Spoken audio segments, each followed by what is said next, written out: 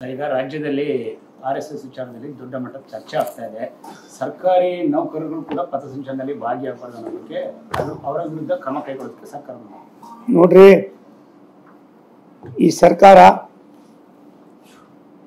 ನಾನು ಏನು ಮಾಡ್ತಾ ಇದ್ದೀನಿ ಅನ್ನುವ ದಿಕ್ಕು ದಿವಾಳಿ ಇಲ್ಲದೆ ಇರ್ತಕ್ಕಂಥ ಒಂದು, ಅದಕ್ಕೆ ತನ್ನ ನೆಲೆಗಟ್ಟೆ ಎಲ್ಲ ಒಂದು ಕಡೆ ತಾನೇ ನಾಶ ಮಾಡ್ಕೊಳ್ತಕ್ಕಂಥ ಸಂದರ್ಭವನ್ನು ತಂದುಕೊಂಡಿದೆ.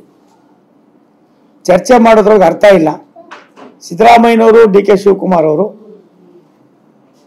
ಎಲ್ಲರೂ ಕೂಡ ಸಂಜೆ ನಾಟಕ ಆಡಿದ್ರೆ ಇವರು ಬೆಳಿಗ್ಗೆಯಿಂದನೇ ನಾಟಕ ಆಡೋಕ್ಕೆ ಶುರು ಮಾಡವ್ರೆ. ಖಜಾನೆ ಖಾಲಿ ಆಗಿದೆ.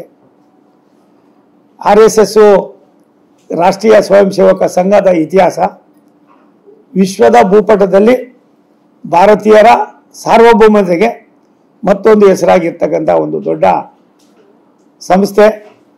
ಈ ಸಂಸ್ಥೆಯನ್ನು ತಮ್ಮಲ್ಲಿರ್ತಕ್ಕಂಥ ಕಿಚ್ಚನ್ನು ತಡ್ಕೊಳಕ್ಕಾಗ್ದಿರ ಇಂಥ ಕ್ಷುಲ್ಲಕವಾದ ಹೇಳಿಕೆಗಳನ್ನು ಕೊಡೋದ್ರ ಮುಖೇನ ಜನರ ಭಾವನೆಗಳನ್ನು ಬೇರೆ ಬೇರೆ ಕಡೆ ಸೆಳೆಯೋದಕ್ಕೆ ಇದೊಂದು ಹುನ್ನಾರ ಮಾಡಿದ್ದಾರೆ.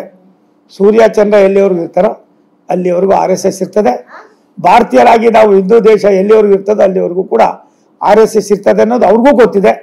ಅವ್ರ ಕುಟುಂಬದಲ್ಲಿ ಮುಂದಿನ ಪೀಳಿಗೆಗಳೇನಿದ್ದಾರೆ ಅವರು ಕೂಡ ಅದರ RSSನ ಕಟ್ಟ ಅಭಿಮಾನಿಗಳಾಗಿ ಕೆಲಸ ಮಾಡ್ತಕ್ಕಂಥದ್ದು ಅವ್ರಿಗೆ ಗೊತ್ತಿದೆ.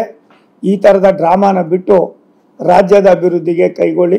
ರಾಜ್ಯ ಎಲ್ಲೋ ಒಂದು ಕಡೆ ಎಷ್ಟನೇ ಸ್ಥಾನಕ್ಕೆ ಹೋಗ್ತಾ ಇದೆ ಅಂತ ನಿಮಗೂ ಗೊತ್ತಿದೆ, ಅವ್ರಿಗೂ ಗೊತ್ತಿದೆ.